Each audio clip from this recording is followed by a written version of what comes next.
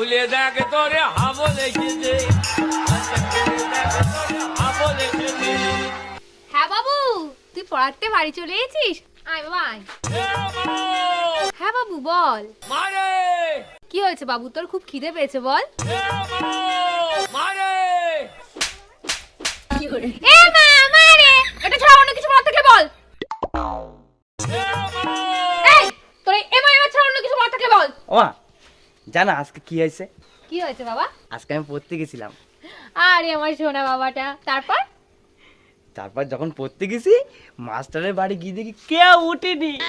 তারপর তারপর তারপর গিয়ে দেখি মাস্টার ওর বউরে ধরে ধরে ঘুমিয়ে আছে।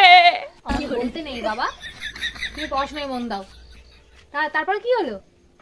তারপরে মাস্টারের ঘরের সামনে গেলাম, গিয়ে বললাম দরজা খুলে দেখ তোরে হাবো লেগেছে। হাবো লেগেছে। এই তোরা বলেছি না তুই এটা বলবি না। ঠিক আছে। ও শোনো না, হ্যাঁ বল। দরজা খুলে দেখ তোরে হাবো লেগেছে। আবার রাগ করো না, আমি আর এটা কখনো বলবো না।